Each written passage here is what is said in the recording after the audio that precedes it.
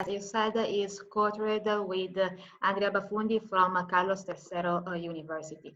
So the idea of the paper is to investigate whether and how forecasters' access to private information affects the accuracy of their macroeconomic forecast. So the focus of the paper is on the determinants of macroeconomic forecast accuracy. So macroeconomic forecasts represent an important source of information in the economy because they convey important predictions about future macroeconomic trends. Given that they are used by a number of economic actors, so they are used by investors in financial markets, they are used by corporate analysts who use the macroeconomic predictions in order to improve the accuracy of their earnings forecast as well as their stock price recommendations. Above all, they are used by managers as inputs in their decision-making process. So they're used at the moment of making investment choices as well as accounting choices. In particular, these forecasts are used at the moment of assessing the impairment on a financial asset, as well as at the moment of estimating expected credit losses and loan loss provisions. Given that if the macroeconomic forecast is not accurate, it might lead to suboptimal investment and financial reporting choices, with negative implications for the allocation of resources in the economy and for the future firm profitability. Despite that, despite the relevance of these macroeconomic predictions, the empirical evidence on the drivers of their accuracy is quite scant. And the main reason being that most of the prior works focused on the so-called consensus macroeconomic forecast. So they focused on the aggregate forecast, failing to acknowledge that this consensus is the outcome of different forecasts released by forecasters with different characteristics. And these different characteristics can lead to more or less accurate forecasts, which in turn will affect the overall consensus forecast error. So what we are going to do in this paper is to adopt a more granular level of analysis, going to exploit the heterogeneity of forecasters, and in particular, we are going to investigate whether differential access to private information will affect the macroeconomic forecast error. In particular, we are focusing on the private political information that this forecaster can obtain through continuous interactions with policymakers. So the empirical evidence that we document is that empirical in US sample, the forecasters that have access to private political information are not more accurate than their peers. This is because the benefits of accessing the private information will depend upon the level of policy uncertainty. So when policy uncertainty is low, forecasters with access to this private information will release more accurate forecasts. But these benefits will weaken as policy uncertainty increases, because in this situation, the policymakers are less likely to provide valuable insights on economic policies. They have a lower influence, lower power over economic policies, so they are less likely to provide valuable insights. However, to the extent that forecasters will keep relying upon these private signals to overcome the greater uncertainty, they may not be more accurate than others lacking that channel. We also find that these forecast errors at the forecasting house level have important implications at the aggregate level. In particular, they will reduce the accuracy of the consensus forecast, and hence they will reduce the corporate profitability by indirectly inducing suboptimal corporate investment. So we show that these forecast errors have important corporate implications. So if you want, the main contribution of the study is to provide empirical evidence on the drivers of macroeconomic forecast errors. We are actually among the first to identify and provide empirical evidence for two factors able to influence the accuracy of macroeconomic predictions, meaning the access to private information and policy uncertainty. Both will jointly determine the accuracy of the macroeconomic forecast. We also add to the literature interested in the benefits of private political information, showing that this information may not always be useful, may not always be beneficial, or at least it may not always be beneficial for all types of forecasts. So if it can help the corporate analysts to improve their stock price recommendations, it may not be the same for forecasting macroeconomic trends, especially in a period of high policy uncertainty. In this way, they also unravel an additional negative consequence that policy uncertainty can have, which is the reduction of the benefits associated with accessing policymakers. Lastly, and above all, we speak to this increasing strand of literature interested in the interaction between accounting and macroeconomic information. So contrary to prior studies who focused on the consensus forecast, we focus on the individual forecast, and we have understanding why the consensus forecast may not always impound the accounting information, and why the macroeconomic forecast is not always associated with the accounting earnings, because we have to consider the heterogeneity in the forecasters. So as I said before, these forecasts are really important for the economy, and the macroeconomic forecast accuracy plays an important role in the allocation of resources. However, it's important to point out the incentives of forecasting houses to release accurate forecasts. So macroeconomic forecasters have strong incentives to be accurate because they compete for the accuracy of the forecast. Above all, the clients will select the forecasters by looking at their past forecasting performance, especially the intensive forecast users such as financial firms, banks, that will continuously use the macroeconomic predictions at the moment of their internal planning and budgeting, will choose the forecasters by looking at the past accuracy of its forecast. So they have strong incentives to be accurate, and according to theoretical models in the economics literature, and in particular Ottaviani and Sorensen 2006, the macroeconomic forecast accuracy is influenced by forecasters' access and ability to handle public and private information in an efficient way. Information is key for the forecasting task.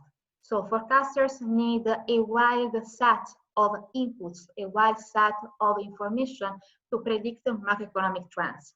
So official government reports, official government statistics about the actual state of the economy can be a starting point, but they are not enough because they need to make assumptions, they need to make judgments about the future economic policies, the future macroeconomic trends. So in order to gather information, they make a number of activities, such as they organize conferences to bring insights from academics also and policymakers. So despite the role of the information in this type of activity, the empirical evidence, both from the economics and accounting literature, is quite limited and inconclusive. Above all, they mainly focus on the public information, failing to recognize the important role of the private information in this setting. So our paper aims to fill this gap in the literature, relying upon the theoretical insights of Ottaviani and Sorensen, according to which private information matters for the accuracy of macroeconomic forecast, but also by relying upon prior studies in the corporate analyst setting, according to which analysts with access to private information will outperform the others. So private information, of course, can have different characteristics, can be different types. So we focus on a particular type of private information that is particularly important in the macroeconomic forecasting setting, which is the political information. So for political information, we identify the information about economic policies, future legislations, economic events that will have a clear impact on the macroeconomic outcomes forecasters try to predict, and that forecasters can obtain by continuous interactions with policymakers. So for example, federal budget cuts, or tax reforms, or employment regulations, all will have an impact on the future macroeconomic trends, and the policymakers have the power to influence them. So getting in touch with them can help the forecasting houses to form their predictions, to better form their judgments, to better form their assumptions. It's why it's reasonable to expect that forecasting houses with access with this type of information will be more accurate than the others. However, we should also recognize, according to recent theoretical studies, that the benefits of private information might not be constant over time, because the benefits of having this type of information will depend upon two factors, two conditions. First of all, the complexity of a forecasting task. And second of all, the extent to which this contact will give an information advantage with respect to peers. So both conditions will determine the benefits of having this information, and hence the extent to which it will affect the accuracy of the macroeconomic forecast. To focus on policy uncertainty as an external factor that can influence both conditions, both factors, and hence can shape the benefits of having private information for the accuracy of the forecast. So policy uncertainty is a distinct type of uncertainty that arises when changes in the government, changes in the political landscape are more likely to take place. We can distinguish between two types: political uncertainty and outcome uncertainty, where political uncertainty is the uncertainty about about the likelihood of future economic policy changes, and instead the outcome uncertainty is the uncertainty about the consequences of these expected economic policy changes. Both types will have a negative impact on the economy because they will hit consumption expenditures, but also firms' investment. Above all, when policy uncertainty increases, the forecasting task will be affected in two ways. So first of all, the task becomes more complex because the macroeconomic trends are more difficult to predict. At the same time, the forecasters may face more difficulties to process and impound the information. And in particular, they may tend to underreact to public signal, over relying upon their private signals. So not only the macroeconomic trends are more difficult to predict, but at the same time, the forecasters face more difficulties handling the information, especially the public information. On top of that, the high uncertainty may reduce the value of the private signals policymakers can provide to the connected forecasting houses. Because in this situation, the economic policies will be affected by a number of factors, by a number of entities, the connected policymakers may not be the ones with the power, with the ability to influence the economic policies. So they may provide less valuable inputs, and to the extent that the forecasting houses may over-rely upon these signals, they might not put effort to look for additional inputs to overcome the high uncertainty, so that they will keep relying upon these less valuable private signals.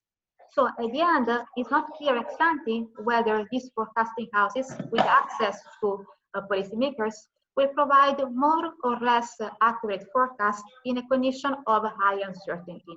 So we can expect some benefits because they can get a better understanding of the economic policy changes. But at the same time, if the private signal is less valuable, then they may not be more accurate than their peers. Is why in our second hypothesis, we don't have a clear direction, but we just expect that the benefits of having access to this type of information may not be constant over time, but may differ depending on the level of policy uncertainty.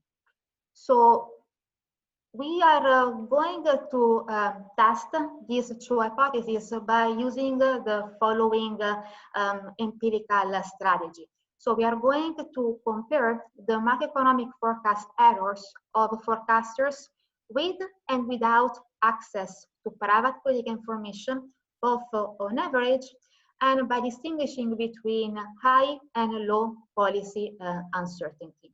So in all the model specifications, the dependent variable is the forecast error, which is measured as the difference between the 1 year ahead GDP forecast released by the forecasting house at time t and the actual value of the GDP taken from the Bureau of Economic Analysis. So we take the difference, we take the absolute value, so that higher values will indicate larger macroeconomic forecast errors and hence less accurate macroeconomic forecast.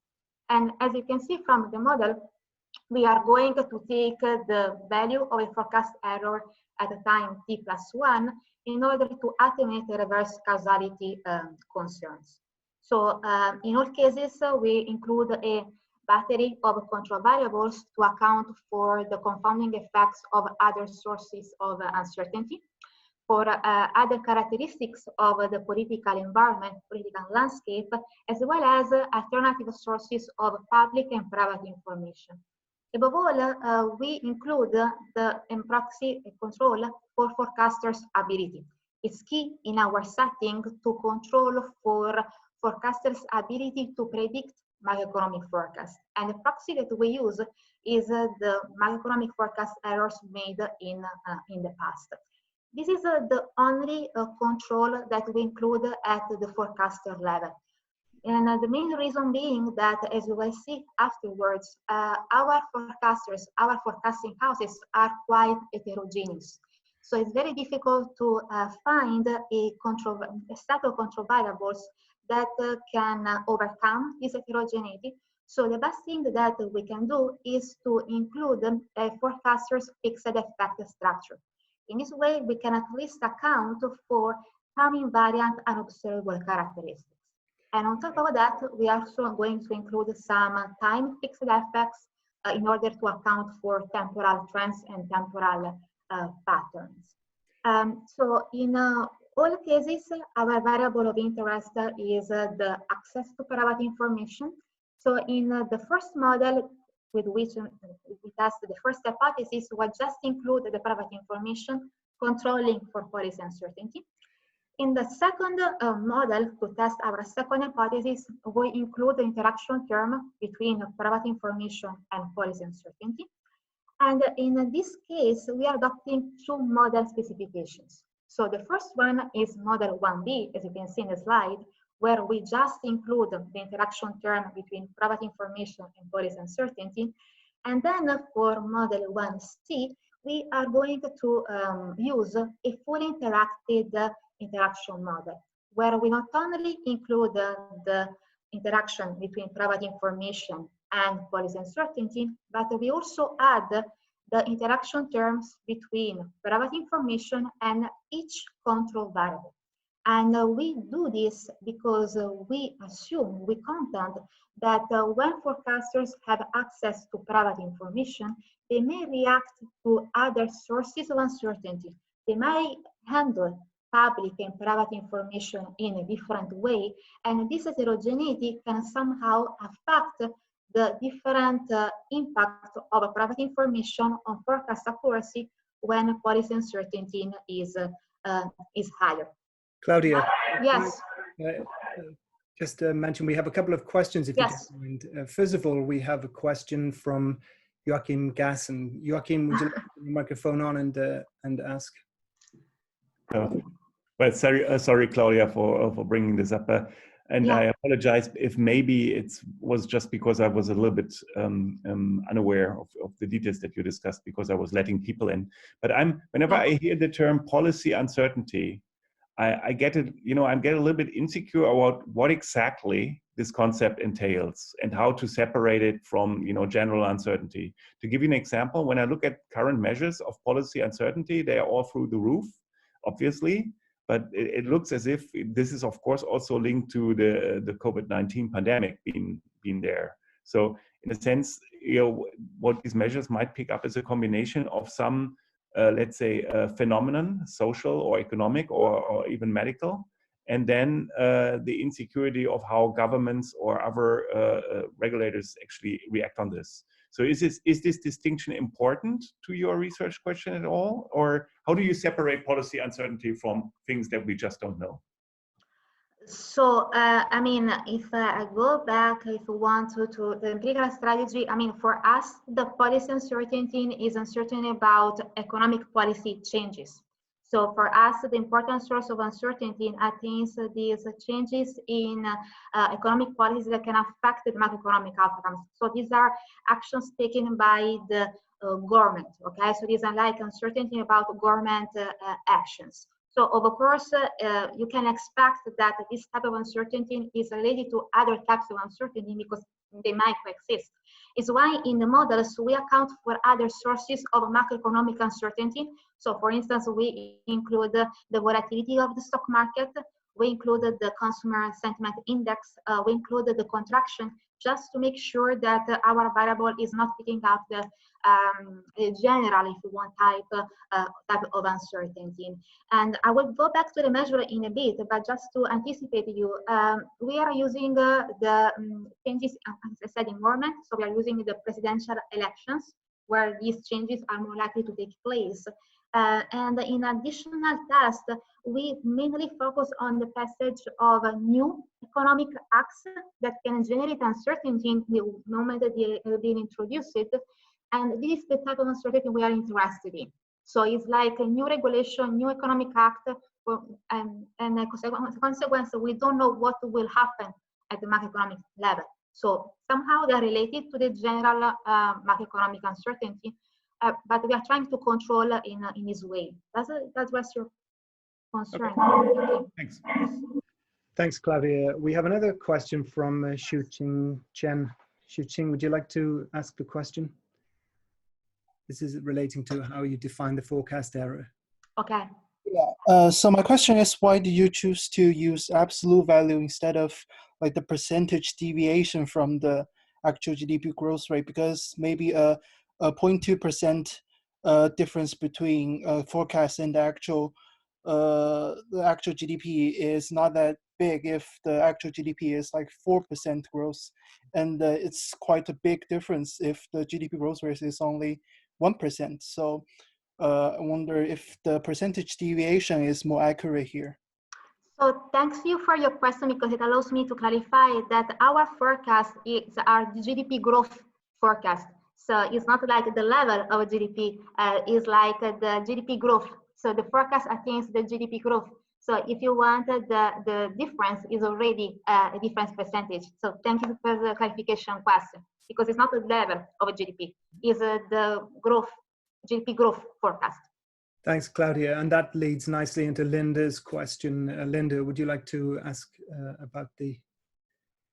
Sure, Claudia. I was a little bit confused because I guess the formula there looks like it's the growth forecast minus the realized. Yeah. So it's like, but it's the growth. It's the growth. And now I understand that. But I was also wondering if you did any work looking at the sign of the forecast error. And what I was thinking is that optimistic forecast versus pessimistic forecasts might be different in terms of outcome. So could these inputs affect those? Mm-hmm. And you're nodding, so you'll explain. Mm-hmm. Actually, in the main analysis, we focused on the magnitude of the error. In some additional analysis, we also took into account the sign, so the direction of the bias, and maybe I can discuss more about these results when I show you the main ones. But just to give you a sense of the type of forecast errors we are dealing with, on average, these forecast errors are negative, so they are pessimistic. So on average, you have a downward bias. So which is in line with the economics literature. So the moment we have the low accuracy, they tend to be more pessimistic, meaning that when they are more accurate, they tend to be more optimistic. So we focused on the magnitude because we thought that it was easier to explain if you want. We also looked at the sign, and maybe I'll explain more afterwards the results when I can show you the main ones. Thanks, Claudia. Andre, Philip has a question. Andre, would you like to ask? Yes. Hi, Claudia. Hi. Thank you for the paper. So I just have a broad comment / question, because and this is linked to what you call private political information. And I'm wondering if there is a way, and I think that maybe that would push the paper a little bit forward or so, to be more specific on what type of private information are we exactly talking about. Because it's a very general broad. I know that in the paper you give some examples, but I'm thinking more to push it even through some empirical challenges, to be a little bit more specific, because if not, it goes back to the bunch of literature that we know, more information is better, and okay, we have an extra source of information that matters out. So maybe if you can be more specific, and I'm thinking about maybe if you apply to some regulatory changes, major regulatory changes, when you see to be in this cases it's working more or less, that would maybe give some more things on the story. Yes, for sure, Andre. Thanks for your comment. Actually, we ran some additional analysis where we focused on some specific acts approved by the Congress, for which we exactly know the source of uncertainty, and for which we can have a clear prediction on how that access to information can help to overcome the greater uncertainty. So it's one of our additional tasks where we look at specific acts for which we know what will be the implication for the macroeconomic forecast.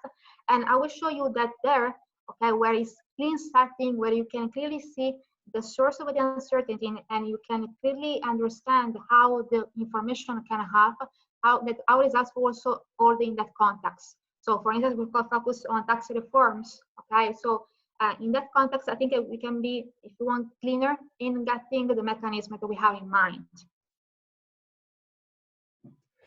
Okay, thanks, Claudia. I'll take one more question from Beatrice, if you don't mind. And then Roxana, if you don't mind, we'll allow Claudia to move on, and I'll keep your question in abeyance. Bea's question relates to the slide on the screen now. Bea, would you like to ask your question? Hi, Claudia. Hi. So I have a question which I think is very closely linked to Andre's question, because I was wondering, predicting GDP growth, and this is probably my lack of knowledge, right? It seems like very difficult. And it seems like going from a tip from a politician all the way to an advantage in predicting GDP growth, it is a bit of a stretch. So I was wondering if you could narrow it down, perhaps, because there's all this other information about inflation, wages, unemployment, trade, right? There's also forecasts about that. And to what extent do you have this information? And is that something that maybe more easily you can try to link, right? There's a politician that gives you a tip on a policy. This policy is going to be about employment. And so that helps you to predict employment. But then it's difficult to, I think, make the link from that all the way to GDP growth, right? Because we know from macro that when you start moving things, there's many things moving at the same time. So it was just a curiosity whether this data is potentially available, and it's something that maybe you can trace back in a way. Yes, actually, we have also information about the unemployment forecast, and as well as we have some information for the inflation. So, I mean, it's not the only type of forecast with the GDP is not the only type of forecast that that we have. So we might exploit some more specific type of forecast, looking at the unemployment or looking at the inflation. We did some tests in the past just to better understand what's going on. But if I understood your comment correctly, yeah, I mean, you also want some closeness with the policymaker. So it's not enough to look at the unemployment, but you're also wondering whether the policymaker can give that insight on that act that can affect the unemployment, right? So it's more right. It's like bring it closer, right? The information that flows from the politician to the policy to the measure that moves to then GDP growth, right? Because you need a few jumps in your logic. Yeah. No, but I mean, we tried some tests to go in that direction. We prefer to stay on the GDP because our main point was to speak to that literature that actually did not recognize the accuracy of the GDP forecast to begin with. So before jumping, to show the impact on the specific ones, we first want to document that what the others have used in the past is somehow subject, to these dynamics that they did not consider it. So that was our starting point, but for sure we can add those tasks that we made it, if you want, in the paper as well. So thanks for the suggestion. Thanks, Claudia. We'll take a break from the questions now then to allow you to make some progress with the Okay, thank you. Thank you. Actually, I thank you for the comments because they lead me to explain better our main variable of interest, which is the access to the political information.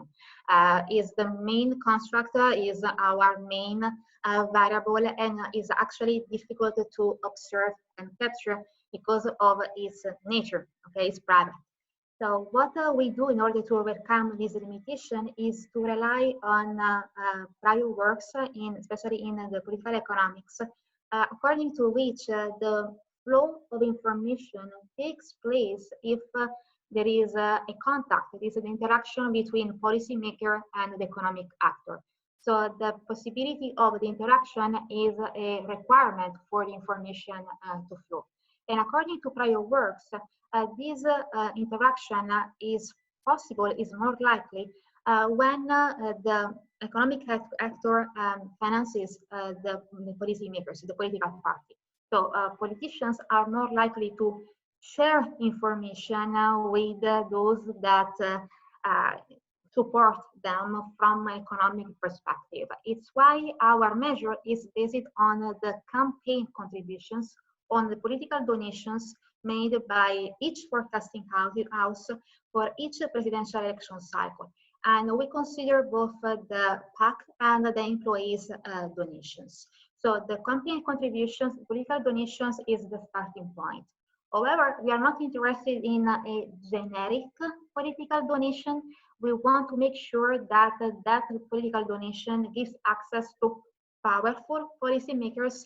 Is why we just consider the political contributions made to the political party of the US president, because that political party will be the party with the power of influencing, of shaping the future economic policies. So what we do is to take the overall amount of campaign contributions made by each forecasting house, then we divide the political contributions made to the Democratic and Republican political party.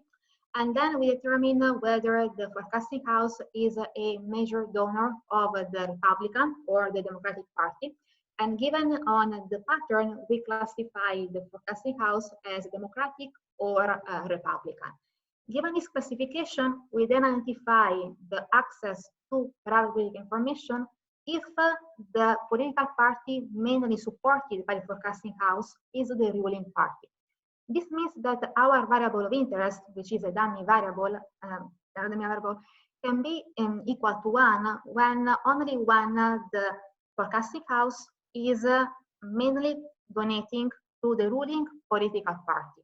So the variation comes from the change in the political party that is in power, as well as by changes in the political donations pattern of the forecasting house. So about the policy uncertainty, as we received many questions about the proxies that we are using, we use 3 proxies. So the first one is a dummy variable as well, which is equal to 1 when in the 12 months before and after the occurrence of US presidential elections.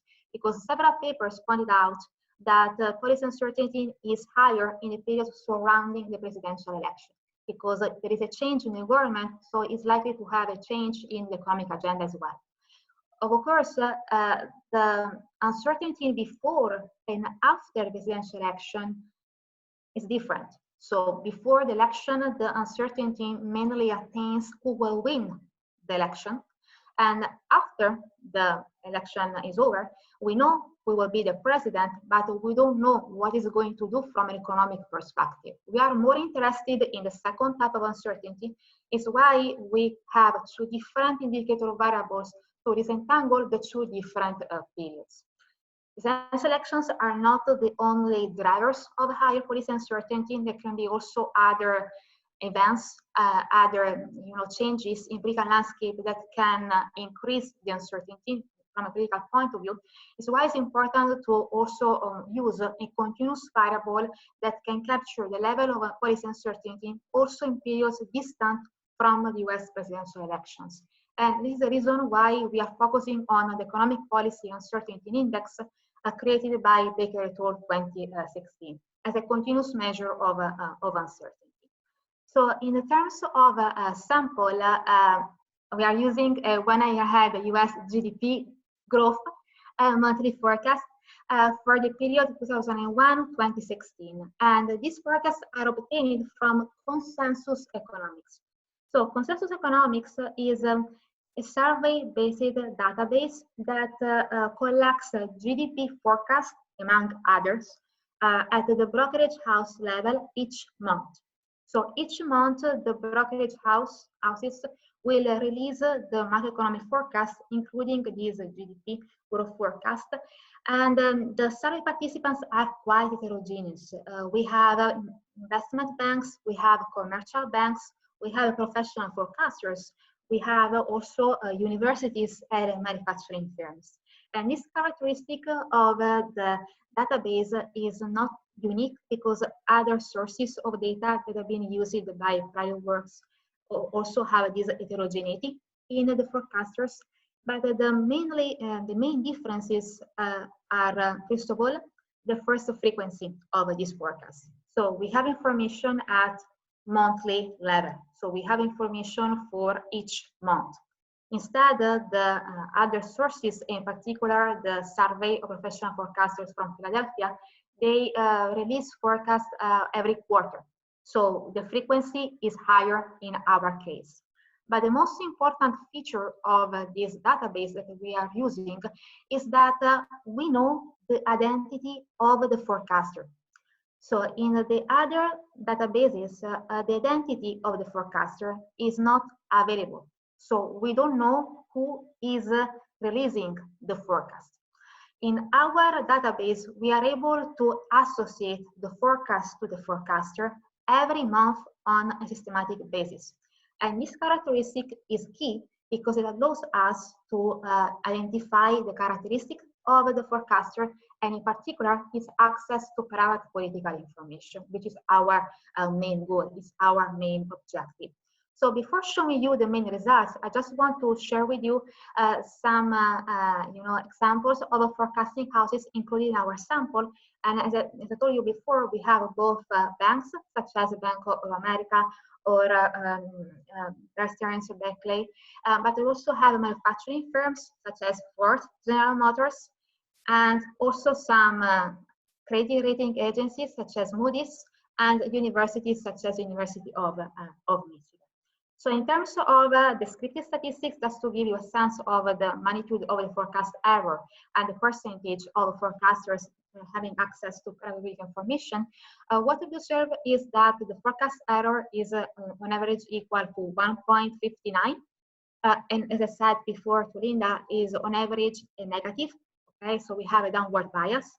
But the most important information for us is the percentage of the forecasters with access to policymakers. 28% of our forecasters can interact, okay, donate to the ruling party of the president.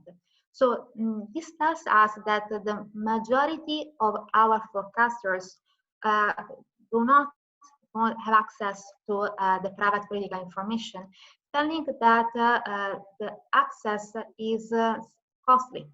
So not everybody can access this type of information or may not want to access this type of information because there are some costs, both in terms of financial resources, because they need to finance the political parties, and also in terms of human resources, because they need to keep and maintain the relationships with the policymakers. So that is not so common to observe forecasters with access to private political information, at least in our sample. So going to the main result, we started by testing the first hypothesis about the association between access to private information and the macroeconomic forecast error. And contrary to our expectations, we do not find a significant coefficient for private information in any model specification.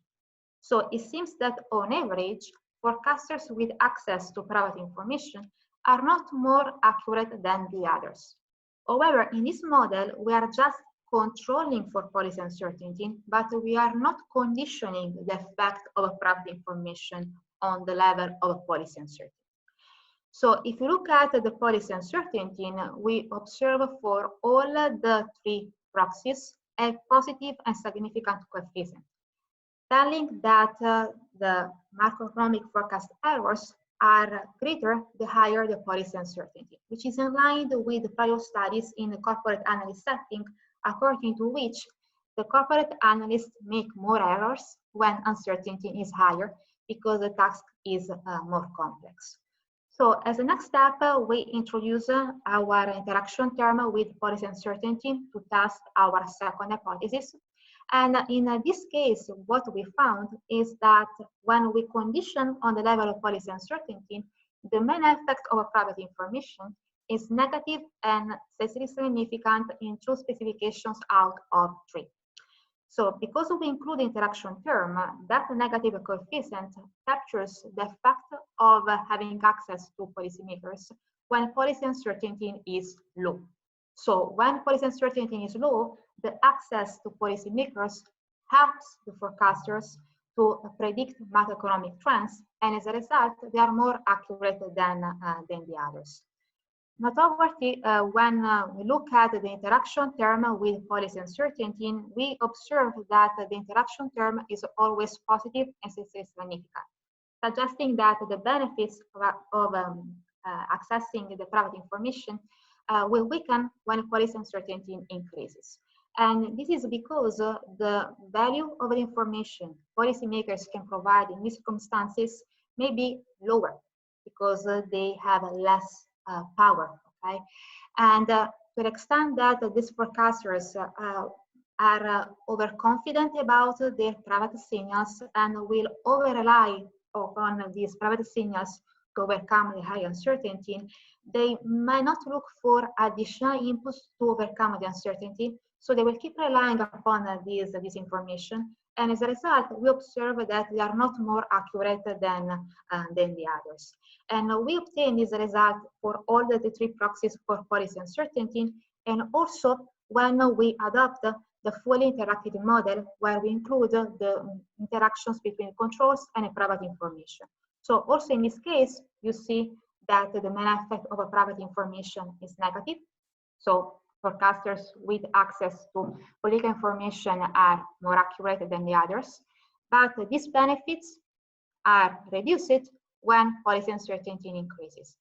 I just want to point out that the coefficient for the private info is larger in this model because we are using the fully interactive model. Okay, so there is this magnitude that is quite different because of the inclusion of the control variables. So taken together, the results so far have shown that the access to policymakers is not always useful for the forecasters.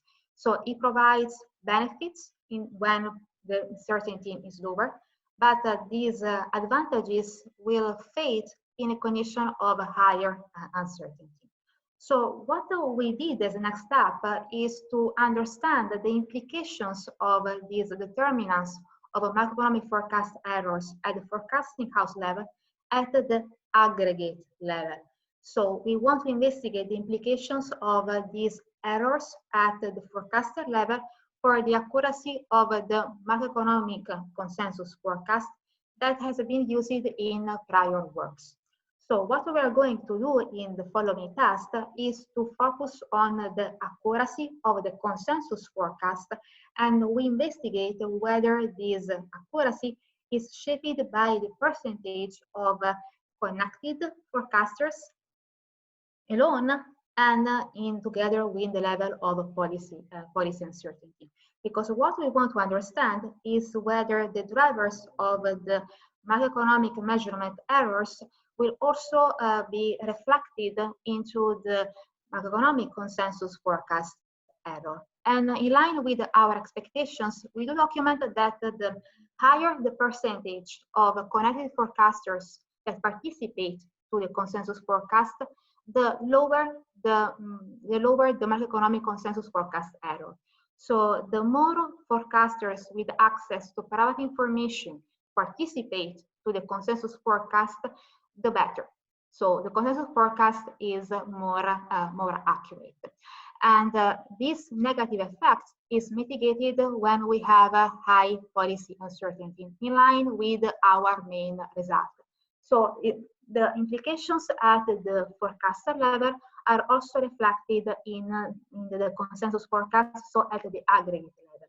So this table tells us that the consensus forecast that Fireworks have used is shaped by the composition of the forecasters that contribute to the forecast, as well as they're shaped by the external circumstances, by the external factors. So once we have shown the implications of the macroeconomic forecast errors at the forecasting house level for the consensus, the next step is to see the implications at the corporate level. So what we are going to do is to actually investigate whether this lower accuracy of the consensus forecast is negatively associated with the corporate profitability. So if managers use the macroeconomic predictions to make their investment choices among the others, then a less accurate macroeconomic forecast should lead to suboptimal investment choices and hence to lower future profitability.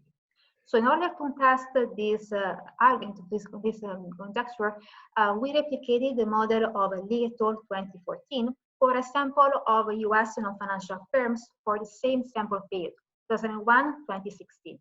And in this case, the variable of interest is the macroeconomic forecast error.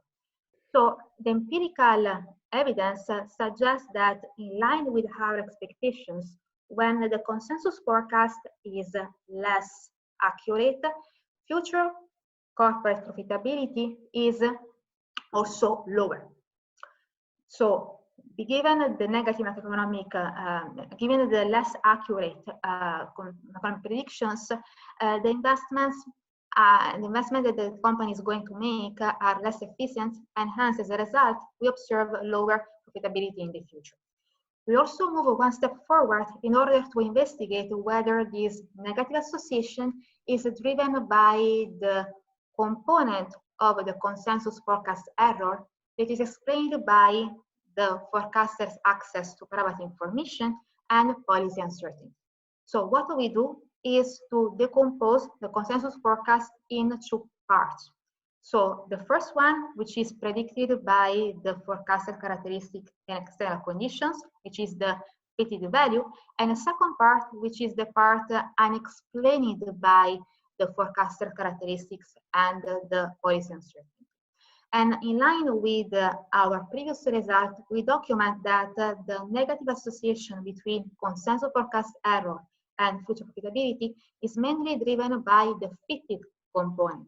So by the component explained by access to private information and policy uncertainty jointly considered. And as you see, we decomposed the errors in different ways depending on the different proxies of policy uncertainty. And is why you have different fitted and residual values, because of course we use the different proxies for uncertainty to predict the errors.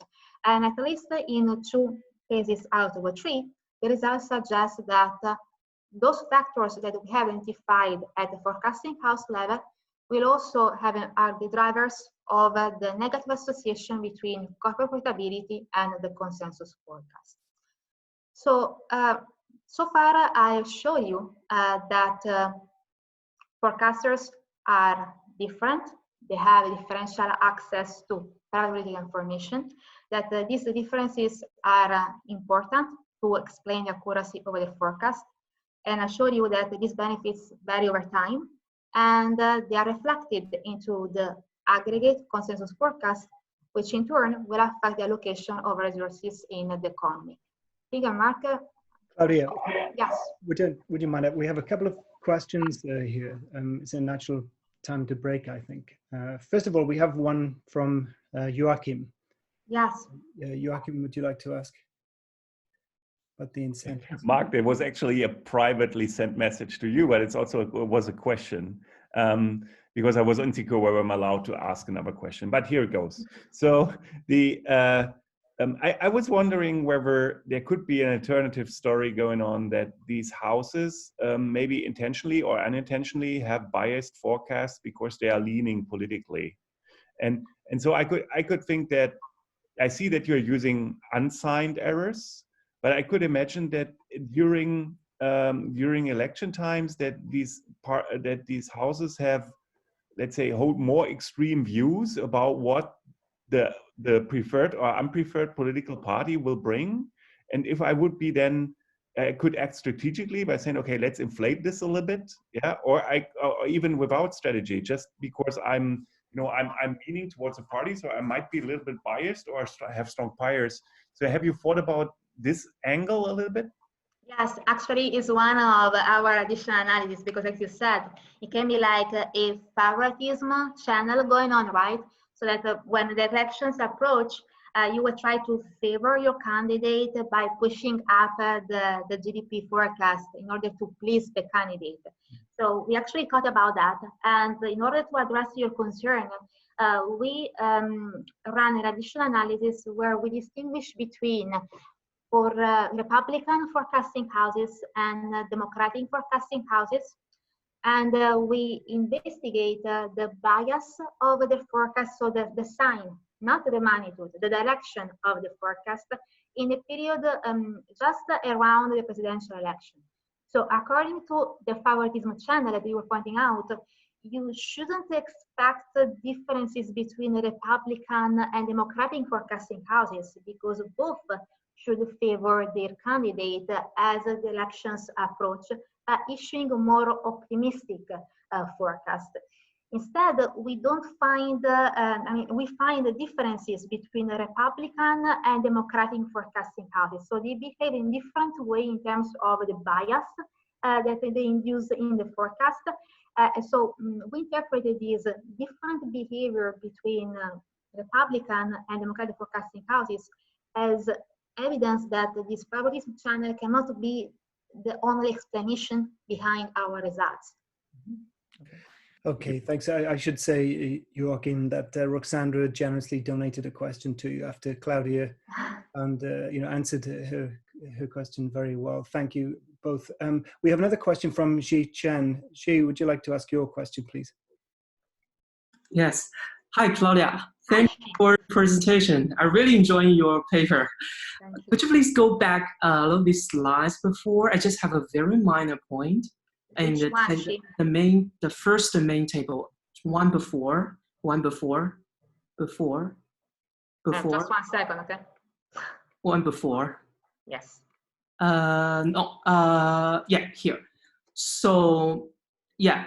I understand that actually the coefficient of this private information, which is the hypothesis that you want to test, that is when the policy uncertainty is lower, access to that information, that private information will improve your forecast accuracy, which is shown in the private information, that coefficient. So my question actually is, but when the policy uncertainty is higher, how would you interpret the result? Because actually here, if the policy uncertainty is higher, basically the average effect would be the sum of the coefficient of the private information plus the interaction term. So just have a quick glance, the sum should be positive, which means they were going to have worsened the forecast accuracy. So that's, you have tested, or is that consistent with interpretation? Thank you. Thanks, Xi. You are right that if we want to understand the effect of the private information when the policy uncertainty increases, so we are interested in the effect one. So we should have summed the two results, so the two coefficients. We did it, and the sum is it's not slightly different from zero, which is in line with the main result I showed you before, when we did not condition upon the level of a policy uncertainty. So on average, we don't observe any difference. We suggest that when policy uncertainty is low, you observe differences, and these differences just attenuate, fade when a policy uncertainty is higher. It's why we interpret our results saying that when policy uncertainty increases, they are not more accurate than the others, because we say that they have an advantage that disappears. We don't want to say that when policy uncertainty is higher, they are they are less accurate. We just say that the differences between the two will be reduced as a result of the policy uncertainty. But we are not going to say, it's not our goal to say that they are less accurate when policy uncertainty is higher, because it's not what we find. Thank you. It's clear. Okay. Thanks, Claudia. We have another question from Elisa Krasteva. Elisa, would you like to ask your question, please? Hello, Claudia. Hi. For the presentation. So my question is a bit about your institutional setting, in the sense that you talk about the ruling party of the president, but people, when they look at elections, they also ask, so who's ruling the Senate and who's ruling the House of Representatives? In a sense that if the party of the president has majority over both the Senate and the House of Representatives, then it's much easier to enact economic policy or whatever other policy. But if you have a mismatch, then things get trickier, like we see in the Trump administration right now.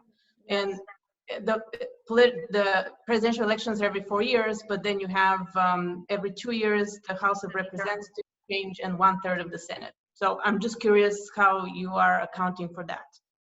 Sure, thanks for the question, first of all. So we have as a control variable whether the government is divided or not, as you said. So we have a control variable whether the House of Representatives and the Senate, they are controlled by the same political party, because they can affect our results.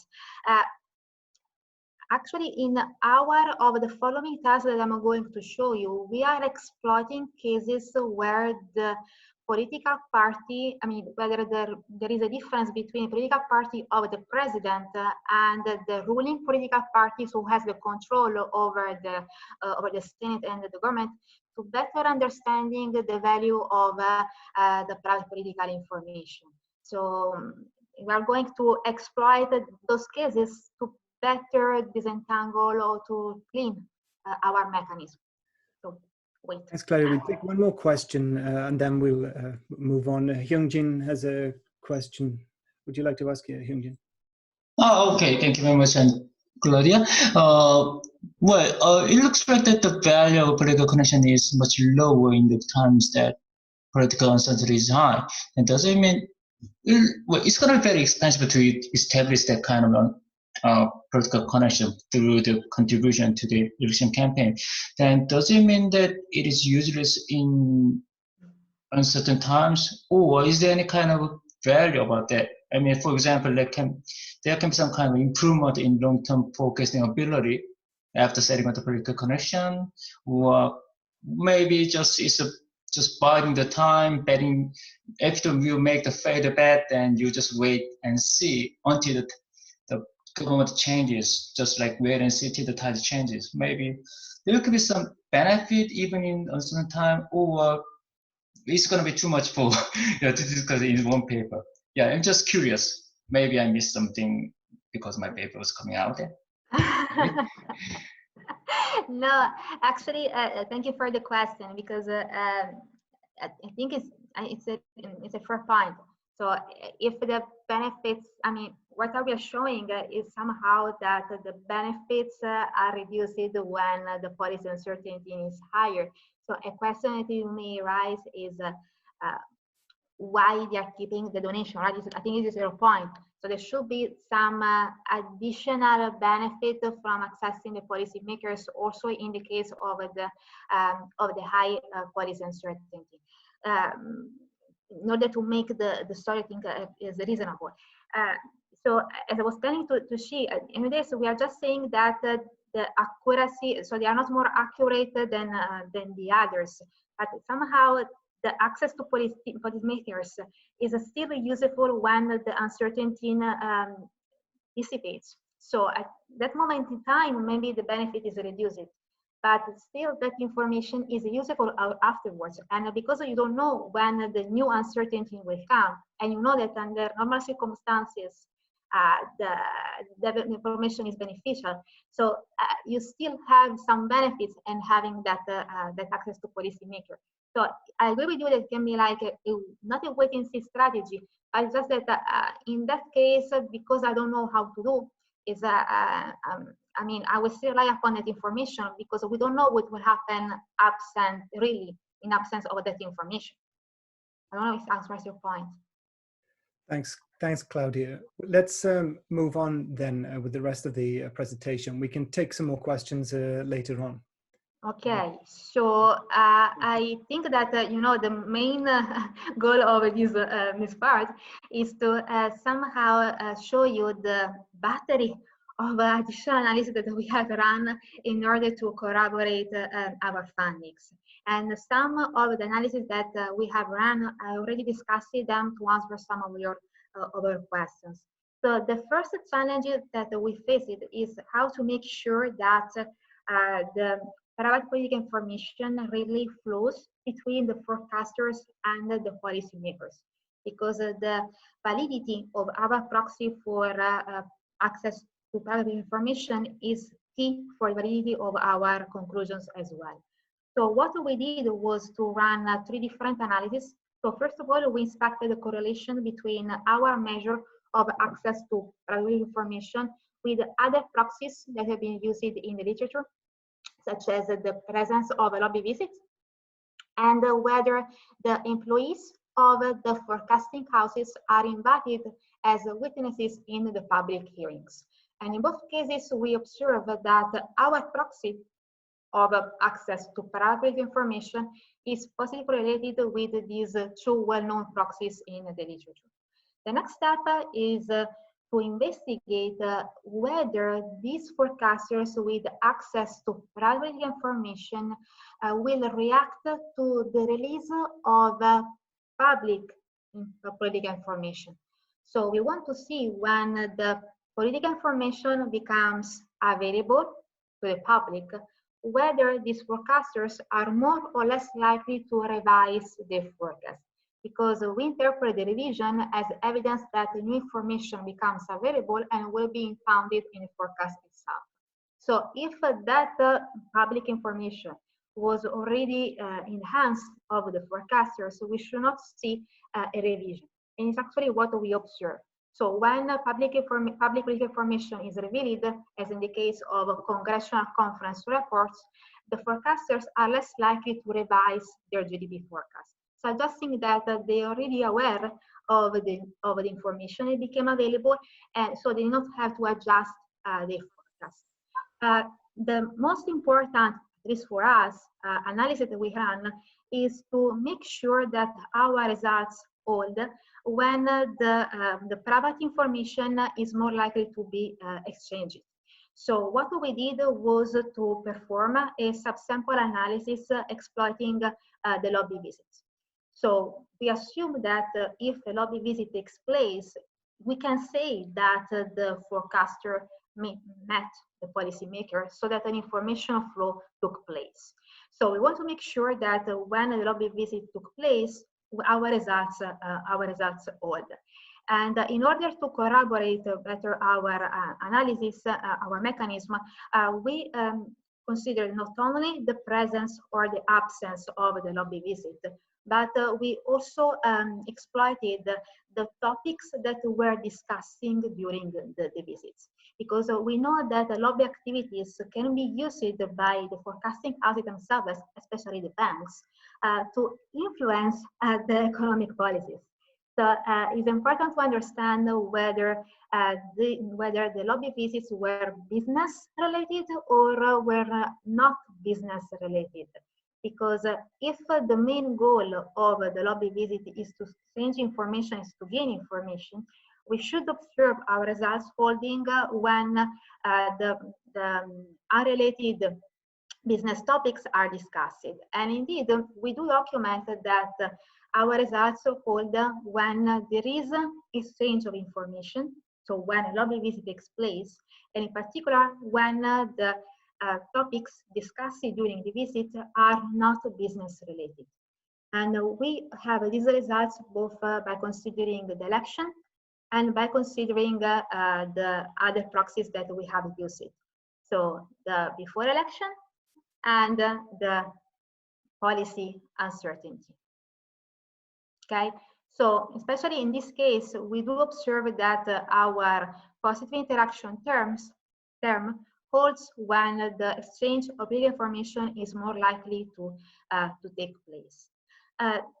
This somehow validates our results and excludes that the forecaster houses are not more accurate when there is high policy uncertainty because there is no flow of information, which can be a concern that you might have. The other important test that we run is to pin down the mechanism exploiting the specific acts.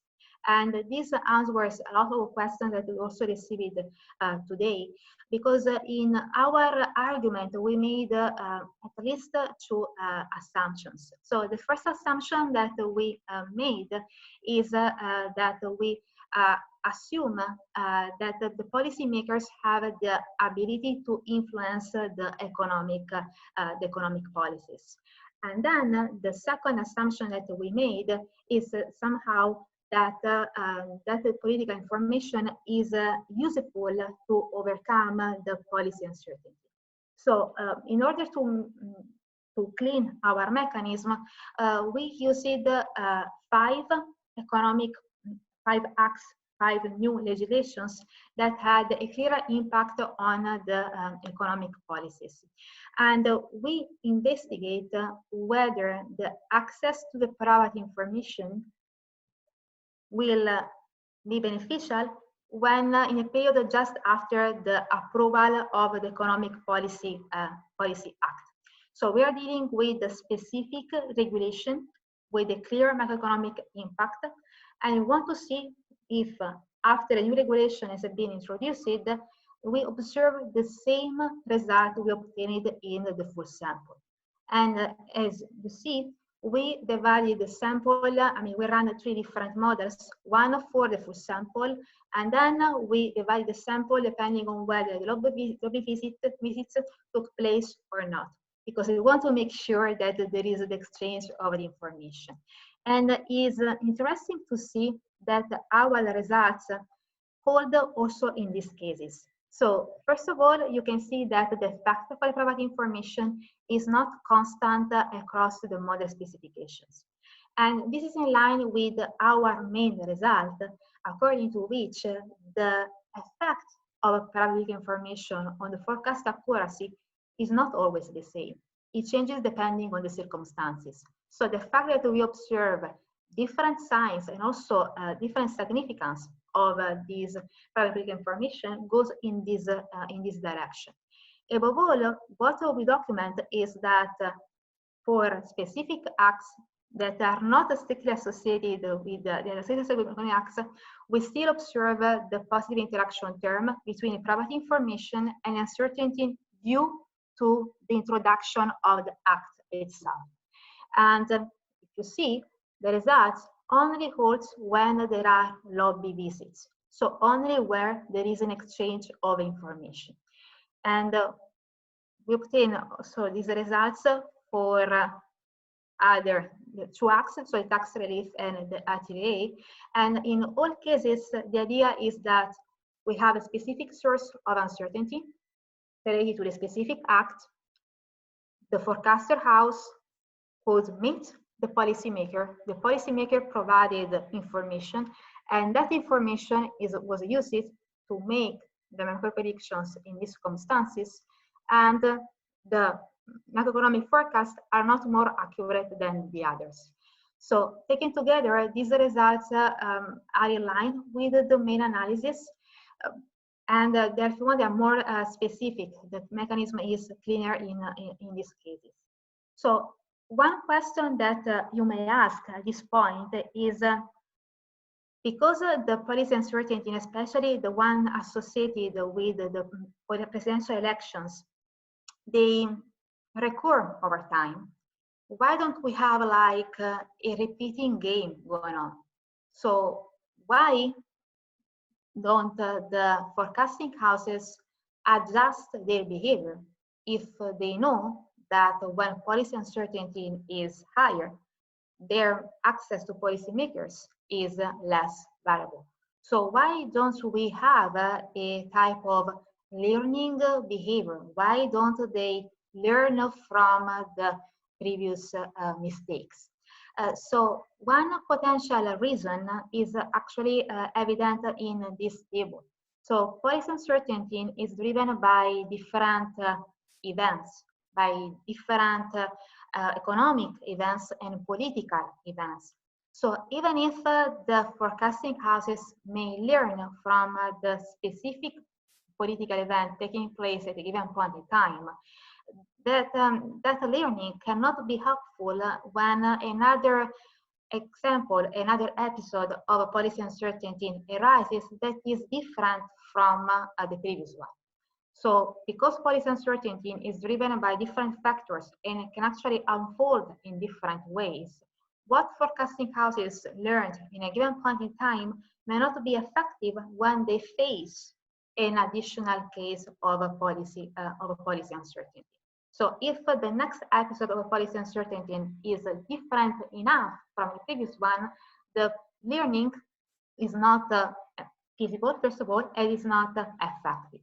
And the second, in order to rule out the explanation that Joachim pointed out about the favoritism, this is just the axis I was discussing. As I pointed out before, we want to exclude whether these results are associated with a catering type of mechanism, a favoritism type of mechanism. So these are the results that I was explaining to Joachim before. So in order to exclude that they bias the forecast in order to please their candidates, and this is the reason why we don't observe this learning behavior, we split the sample in two, okay? Republican and Democratic forecasters, and as I was mentioning before, we looked at the bias of the forecast issued after the election of the president. And as you can see from the table, contrary to our expectations in the case of favoritism argument, the Republican and Democratic forecasters, they behave in a different way. And it's nice to see that the Republican forecasters, they tend to be more pessimistic, okay, when when their president is elected, rather the Democratic forecaster is more optimistic. But the striking result here is that the two forecasters behave in a different way. And if they want to favor the candidates, this should not be the case. We should not observe this difference in coefficients. So the different behaviors of the two types of forecasters somehow reassures us that a favoritism argument is not the only explanation for our findings. So far, in all the tests that we have run, we have assumed or we did not take into account that the choice of assessing the political parties is endogenous. So it's a choice made by the forecasting houses. And this choice is based on a trade-off of benefits and cost. So the benefit is to obtain more information. The cost in terms of financial resources that should be used to ensure the political connection, and also in terms of time and human resources to keep the connection. These implications, this choice can lead to a homogeneity problem. So what we did to address these homogeneity concerns is to adopt an instrumental variable approach. So we use the changes in regulation about political donations as an instrument for the probability of creating the political connection with the ruling party. And we adopt the usual two-step instrumental variable approach. So in the first step, we predict the probability of assessing the policy and the political parties as a function of the change in regulations. And then we run our main results. And it's nice to see that the changes in regulation about political donations are negatively associated with the access to private information. So it seems that after a change in regulation, the forecasters are less likely to build the connections with the policymakers. These regulations can be both a strengthening of the regulation or relaxing, right, of political donations. So this negative coefficient is suggesting that when the cost, the visibility of creating these connections is higher, the forecasting houses are less likely to make the political donations. And at the same time, when the regulation relaxes the caps on political donations, and hence more forecasters can make these donations, the benefits are reduced, and hence the forecasting houses are more reluctant to make these donations. The most important finding is the fact that we still observe a positive interaction term between the policy uncertainty and the fitted value of the private information as taken from the first step. So we still observe, by instrumenting the private information, the results we obtained in the Bain analysis. And this holds both for election and for the other proxies for the policy uncertainty. So the economic policy in particular. So this somehow does not completely rule out the endogeneity concerns, but it attenuates that the endogenous choice of making the political connection is driving our findings. So the last task that I want to show you, I think that it addresses the point of Elisa, is to investigate whether our results are different depending on the presence of a divided government or not.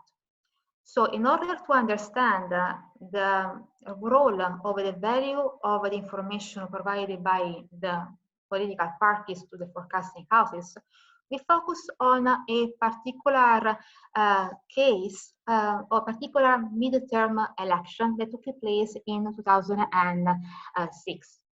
So this midterm election that took place in 2006 is a very peculiar type of midterm election because at that time the president was Republican, so Bush, but after this midterm election, we observed a shift in power from the Republican Party to the Democratic Party.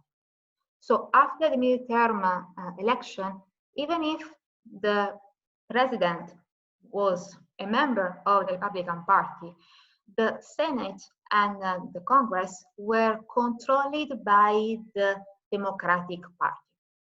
So in this situation, the forecasting house that was connected to the Republican Party was not connected to the political party with the power of shaping the economic policies. So it's a case where the connection to the ruling party is less valuable because the party with the power of influencing the macroeconomic trends is the opposite. So it's nice to see that when we investigate the macroeconomic forecast errors in a period surrounding 2006 midterm election, the Republican forecasting houses, meaning those with access to private information according to our specification, are more accurate in the period before the midterm election. So when the Republican Party was controlling the Senate and the Congress. But these negative coefficients becomes positive after the midterm election took place. So after we had the shift in the control from the Republican to the Democratic Party. So this tells that the power of the policymakers is important in order to determine the advantage of the political information.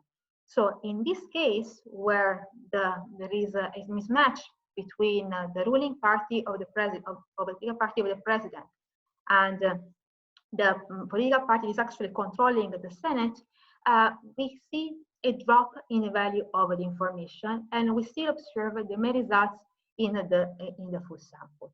So I don't know if I am with the time, Mark. You have about, if you have about 5 minutes left we have one more question at the moment. Yeah, if you have the question, yes, because I'm going to. Well, but this is a question that might take you back to some of your earlier results. It's from Chang. Chang, would you like to ask that question now?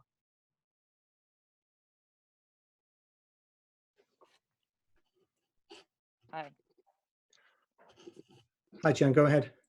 Hi, Claudia. Thank you very much for the presentation, and I learned quite a lot from it. So, I just have a simple technical. Actually, I have two questions. One is the simple technical question.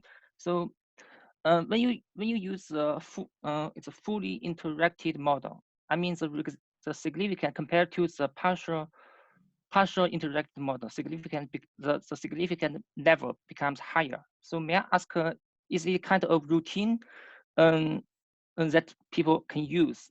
I mean, when they try to use to test the interactive effect, so they can just also interact with the control variables. So this is one question. Another question is I guess from my understanding, your paper found moderated effect between the private information and the macro forecast, and this correlation is moderated by the uncertainty, policy uncertainty. Mm-hmm. So I mean, I have read some political collection literature. I mean, so people try to investigate the relation between the political collection and the company performance. So is it possible that you can to investigate there's a link? So the link is from the private information to the micro forecast and to the company performance. So is there a mediation effect exists here? So these are two questions. Thank you. Okay, thank you. Claudia, can I just say that just to make sure, we need to make sure you have time to wrap up the conclusions as well. So if you want to take just take one of those and conclude, that's fine, and we can pick it up with Chang later as well. Well, I think I'm fine because I think I'm fine to take both. I think it's just want to make sure you have time to yes, I think I can do it. Yes. So let me answer the first point about the fully interactive model. So we adopted the fully interactive model because our variable of interest was the interaction term between the private information and the policy uncertainty. So because our variable interest was the interaction term, we also included the controls by interacting them with the private information as well. So in order to make sure that, as I said before, there is no confounding effect coming from the different way forecasters with access to private information handle the other external factors and the other sources of information. So I think that every time you have as a variable of interest, the interaction term, it would be good to also include the control variables in that form. So in our case, that led to a larger coefficient for the main effect of private information, which I think is peculiar of our sample. You also have to consider that from an economic perspective, that coefficient is quite hard to interpret because it means we are considering the value with when all the other control variables are at their mean value. So the increase in the magnitude, I think, is peculiar of our setting. But the idea of including the interaction terms with control variables is because our variable of interest is the interaction term. So about your second question, I would say, I mean, are you interested in the impact on the performance of the forecasting house or of the other firms? Claudia, let me politely suggest that we can we get to the conclusions now? Because yes, there's a risk that we yes, don't. yeah, sure. Finish So on actually, it helps me to conclude because it's my next well, question. It's next slide. Yes, it's next slide. Thank you. It's next slide because it's why I ask it, because what we document is that the macroeconomic forecast, the accuracy of these macroeconomic forecasts are shaped by forecasters' characteristics, and in particular, the access to private political information plays an important role in this respect. But we also documented that these benefits are not always the same.